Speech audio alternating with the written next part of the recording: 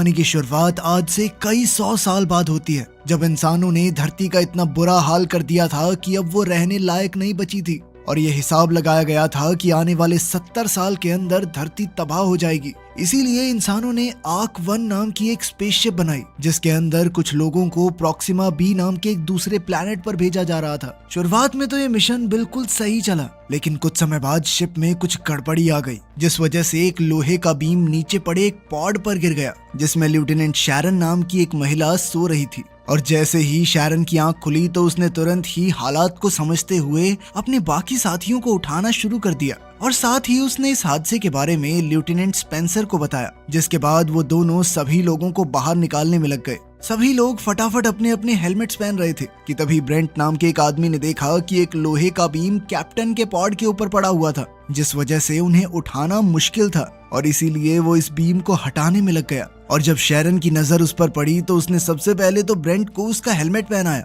जिसके बाद वो ब्रेंट को वहां से बाहर ले आई, क्योंकि वो जानती थी कि वो लोग किसी भी हाल में अब कैप्टन को बाहर नहीं निकाल पाएंगे। एक सुरक्षित जगह पर पहुंचने के बाद सभी लोगों ने अपने हेलमेट उतार दिए, जिसके बाद शैरन और स्पेंसर ने इस हादसे की खबर कमांडिंग ऑफिसर को देने का फैसला किया। पर जब वो दोनों उसके कमरे के पास पहुंचे तो उन्होंने देखा कि उनकी स्पेसशिप का एक पूरा हिस्सा गायब हो चुका था। कमांडिंग ऑफिसर के गायब हो जाने के बाद शैरन ने ये जिम्मेदारी खुद अपने कंधों पर उठाने का फैसला किया, जिसके बाद सबसे पहले उसने सभी लोगों की एक मीटिंग बुलाई। असल में उनकी स्पेसशिप आर्क 1 में एक अनजान दिक्कत आ गई थी, जिसके चलते उनका एक पूरा हिस्सा टूटकर अलग हो गया था और इसी वजह से वो सभी लोग तय किए गए समय से 1 साल पहले ही उठ गए। असल में शैरन और उसके सभी साथी प्रॉक्सिमा बी नाम के एक प्लैनेट पर जा रहे थे, लेकिन अब सीमित खाने और पानी की वजह से उन सभी को हर एक चीज का ध्यान रखना था। पर शैरन को भरोसा था कि वो लोग अपने मिशन में जरूर कामयाब होंगे, क्योंकि वो धरती पर मौजूद लोगों की आखिरी उम्मीद थे।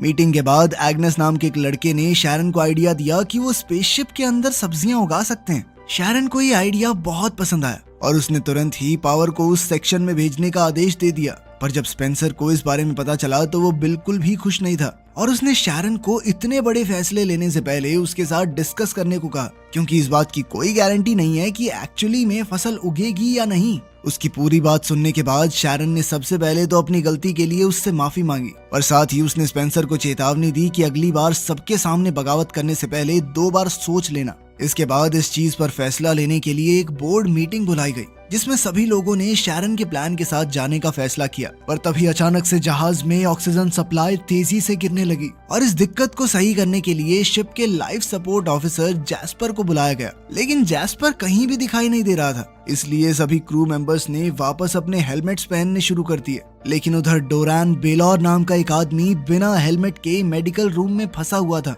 पर तभी खुशकिस्मती से उसे एक ऑक्सीजन सिलेंडर मिल गया, जिसे पहनकर वो बाहर निकलने का रास्ता ढूंढने लगा।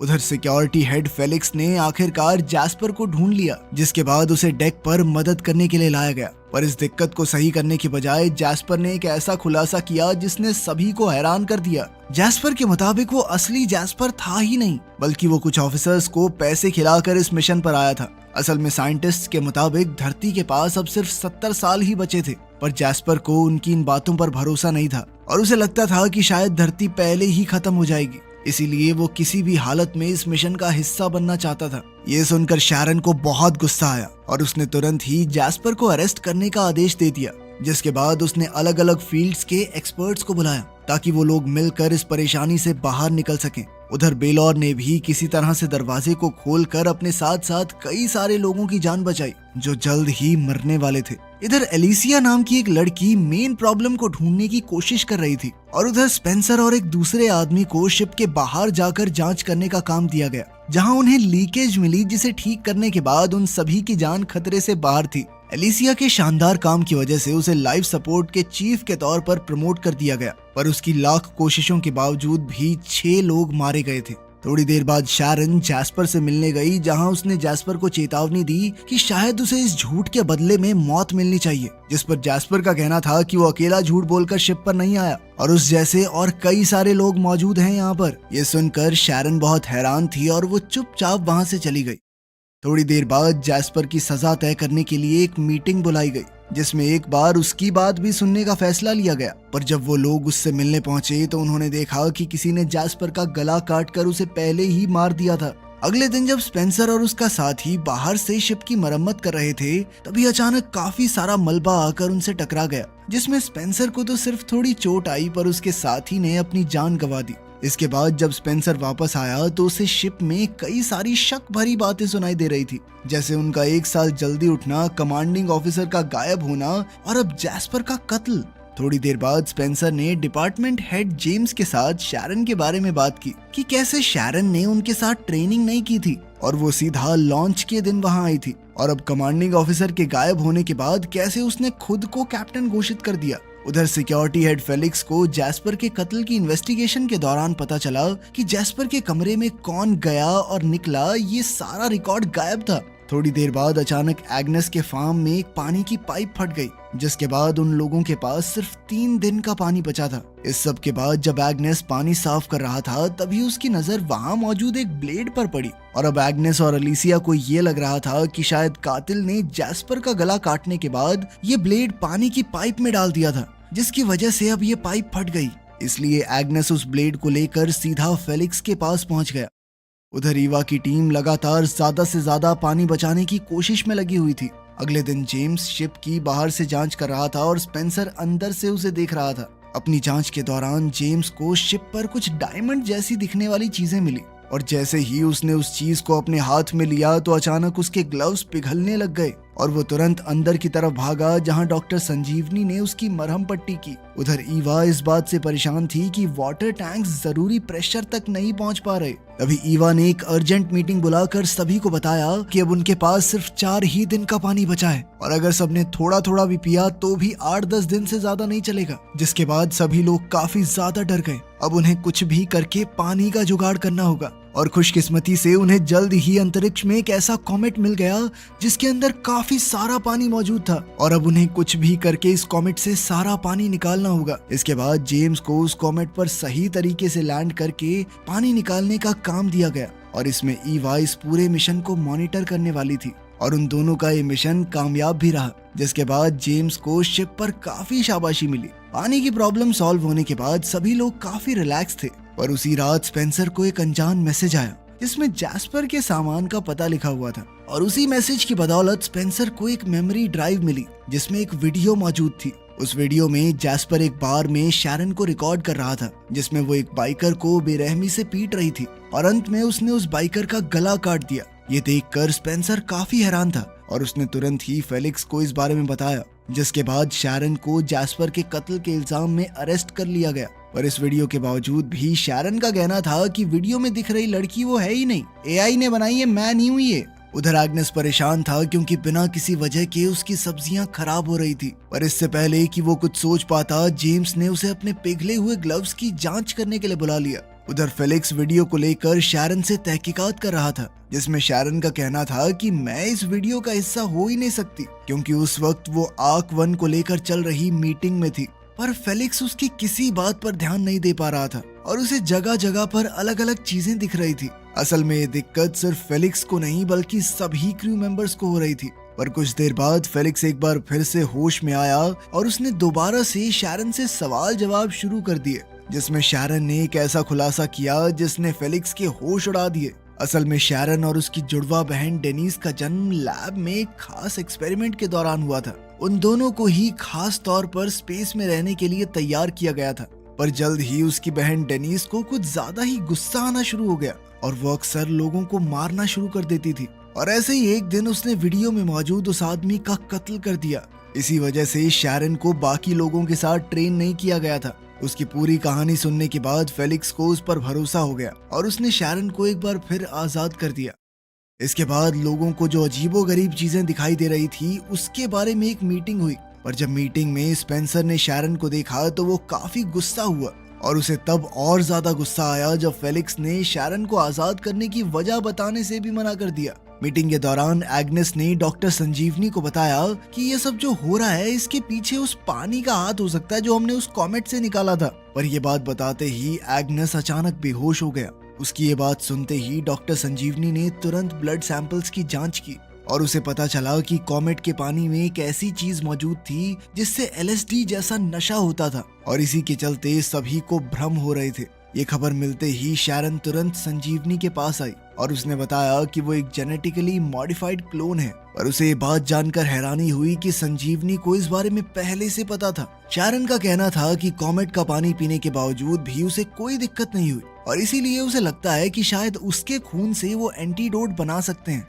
इस चीज को टेस्ट करने के लिए संजीवनी ने तुरंत कुछ टेस्ट करने शुरू कर दिए और जल्द ही ये बात कंफर्म हो गई कि वो शैरन के खून से एंटीडोट बना सकते हैं। और इससे पहले कि वो अपना काम पूरा कर पाती, संजीवनी अचानक जमीन पर गिर गई और इसलिए इस काम को पूरा करने की जिम्मेदारी एलिसिया को दी गई, जिसने तुरंत ही अपना काम शुरू कर दिया और उसने बड़ी समझदारी से एंटीडोट को मल्टीप्लाई करके सीधा पानी की सप्लाई में डाल दिया ताकि वो लोग इस एंटीडोट को तेजी से सभी क्रू मेंबर्स तक पहुंचा सकें। जल्द ही सभी क्रू मेंबर्स वापस ठीक हो गए, पर एलिसिया ने वो पानी सबसे आखिर में पिया क्योंकि उसे भ्रम की वजह से अपनी माँ दिखाई दे रही थी, जिनसे वो मन बहलाने के लिए हर बात कर लेती थी। उधर एंगस जेम्स के जले हुए ग्लव्स की जांच कर रहा था, जिस दौरान उसे जेम्स के ग्लव्स पर एक ऐसा मटेरियल मिला जिसके बारे में इंसान जानते ही नहीं थे और इसीलिए अब एंगस को लग रहा था कि शायद किसी ने इस मटेरियल को एक हथियार की तरह इस्तेमाल किया है और उसके मुताबिक शायद इसी की वजह से वो सबसे पहली गड़बड़ी हुई, जिसके चलते सभी लोग समय से पहले ही उठ गए। कुछ देर बाद स्पेंसर ने संजीवनी को आराम करने भेज दिया और मौका मिलते ही वो खुद डेटाबेस की जांच करने में लग गया, जहां उसे शैरन के क्लोन होने के बारे में पता चला और ये जानकारी मिलते ही उसने शैरन पर अपनी असलियत छुपाने का आरोप लगाना शुरू कर दिया और उसका मानना था कि क्लोन होने की वजह से शैरन स्पेसशिप की कैप्टन नहीं बन सकती, क्योंकि इतनी सारी जिंदगियों की जिम्मेदारी एक क्लोन के हाथ में देना तो बेवकूफी थी। शैरन ने उसे समझाने की काफी कोशिश की, पर स्पेंसर इस मुद्दे को काउंसिल के पास ले गया, जहां उसने अपनी बात को साबित करने के लिए शैरन की बहन डेनिस की वीडियो का इस्तेमाल किया और इसके बावजूद भी उसके अलावा काउंसिल का हर एक मेंबर शैरन के ही सपोर्ट में था और उन सभी का मानना था कि शैरन ने कई बार अपनी काबिलियत को साबित किया है। और इसके बाद तो शैरन को स्पेसशिप का ऑफिशियल कैप्टन घोषित कर दिया गया और ये जिम्मेदारी मिलते ही शैरन ने बिना समय बर्बाद किए सभी को उनका काम देना शुरू कर दिया। उधर इंजन रूम में ईवा और उसका असिस्टेंट ग्रेगोर लगातार स्पेसशिप की स्पीड को बढ़ाने की कोशिश में लगे हुए थे। इसके लिए वो एक ओवर एक्टिव फ्यूल का इस्तेमाल कर रहे थे, जिस पर ग्रेगोर ने एवा को फ्यूल की ओवर हीटिंग के बारे में सावधान भी किया और इसके बावजूद भी एवा ने इसी रास्ते का इस्तेमाल करने का फैसला किया और ग्रेगोर को इंजन का ध्यान रखते हुए किसी भी इमरजेंसी में पास ही में मौजूद लीवर खींचने को कहा, जिसके बाद वो खुद किसी काम से बाहर चली गई। पर एवा के इंजन रूम से निकलने के कुछ ही देर बाद अचानक फ्यूल ओवर हीटिंग की वजह से चारों तरफ रेडियो एक्टिव रेडिएशन फैल गई और ये सब इतनी तेज हुआ कि ग्रेगोर उस लीवर को खींचने से पहले ही रेडिएशंस की चपेट में आ गया। कुछ देर बाद जेम्स का ध्यान स्पेसशिप की गिरती हुई रफ्तार पर पड़ा और जब उसने शैरन को ये बात बताई तो उन दोनों का ही शक फ्यूल टैंक ब्लास्ट की तरफ गया और अपने शक को दूर करने के लिए जब उन्होंने ग्रेगोर को कांटेक्ट करने की कोशिश की तो उन्हें सामने से कोई जवाब नहीं मिला, जिसके बाद उन्होंने ईवा को तुरंत इंजन रूम में जाने को कहा। पर जब ईवा इंजन रूम में पहुंची तो उसने देखा कि रेडिएशंस की वजह से इंजन रूम के दरवाजे ऑटोमेटिकली लॉक हो चुके थे। ये देखते ही ईवा बहुत ज्यादा घबरा गई और उसने तुरंत ही ये जानकारी शैरन को दी, जिसके बाद सभी क्रू मेंबर्स रेडिएशन को न्यूट्रलाइज करने का तरीका ढूंढने में लग गए। उधर जैस्पर के खून की इन्वेस्टिगेशन के दौरान फेलिक्स को पता चला कि एलिसिया के टैबलेट से स्पेंसर को एक खुफिया मैसेज भेजा गया था, जिसमें जैस्पर के मेमोरी कार्ड की जानकारी थी और जब एलिसिया से इस बारे में पूछा गया तो उसने बताया कि उसका टैबलेट कुछ देर के लिए बेलौर के पास था। ये जानकारी मिलते ही फेलिक्स बेलौर से पूछताछ करने के लिए गया, पर जैसे ही बेलौर को पकड़े जाने का एहसास हुआ तो उसने भागना शुरू कर दिया, पर आखिरकार फेलिक्स ने उसे दबोच ही लिया, जिसके बाद फेलिक्स, जेम्स और स्पेंसर उसे पूछताछ के लिए ले आए, जहां उसने कबूल कर लिया कि उसी ने जैस्पर का खून किया था और उसने जैस्पर को इसलिए मारा क्योंकि वो भी घूस देकर यहाँ आया था और वो नहीं चाहता था कि जैस्पर उसके बारे में सबको बता दे। उधर ईवा की टीम एक अलग ही मुसीबत में थी। असल में टीम के कुछ मेंबर्स ऑटो लॉक की वजह से रेडियो एक्टिव जोन में ही फंस गए थे और बढ़ती रेडिएशन की वजह से उन सबकी जान खतरे में थी और इससे बचने का सिर्फ एक ही रास्ता था कि कोई इंसान इंजन रूम में जाकर उस लीवर को नीचे करके इंजन को बंद कर दे, लेकिन जो अंदर जाएगा उसकी जान जाना तो तय था। और इसीलिए शैरन ने सभी क्रू मेंबर्स से पूछा कि क्या कोई अपनी इच्छा से ये काम करना चाहेगा, पर कोई भी इसके लिए तैयार नहीं था और इसीलिए शैरन ने ये काम खुद करने का फैसला किया। लेकिन लोग अपने कैप्टन को भी नहीं खोना चाहते थे। इस बात पर चर्चा चल ही रही थी कि तभी स्पेंसर बेलौर से मिलने के लिए गया। स्पेंसर ने बेलौर को पूरी बात बताई कि अगर इस प्रॉब्लम को जल्द से जल्द ठीक नहीं किया गया तो कोई नहीं बच पाएगा और अगर उनका मिशन पूरा नहीं हुआ तो इंसानियत का खात्मा तय है। ये सुनकर बेलौर ने फैसला किया कि अब तक की जिंदगी उसने सिर्फ अपने लिए जी थी, लेकिन अब वो अपनी गलतियों को ठीक करने के लिए अंदर जाने को तैयार हो गया। जिसके बाद बेलौर एक प्रोटेक्टिव सूट पहनकर रिएक्टिव रूम के अंदर घुस गया, जहां जमीन पर कई सारी लाशें पड़ी हुई थी। पर बेलौर इन सभी चीजों को नजरअंदाज करते हुए आगे बढ़ता गया। पर जब वो मेन इंजन रूम के पास पहुंचा तो उसने देखा कि उस कमरे का दरवाजा ऑटो लॉक हो गया था, क्योंकि उसी कमरे से सारी रेडिएशन निकल रही थी। पर इसके बावजूद भी बेलौर ने अपनी काबिलियत से उस दरवाजे को खोलकर लीवर को खींच दिया, जिसके बाद रेडिएशन निकलनी बंद हो गई और उसकी इस बहादुरी ने सबका दिल जीत लिया। और इतनी तेज रेडिएशन की वजह से बेलौर की तुरंत ही मौत हो गई और उसने जहाज पर मौजूद सभी लोगों की जान बचाकर अपना प्रायश्चित पूरा किया और इंसानियत को खुद को बचाए रखने का एक सुनहरा मौका। वीडियो पसंद आई तो लाइक कर देना, चैनल को सब्सक्राइब कर लेना। मिलते हैं अगली वीडियो में।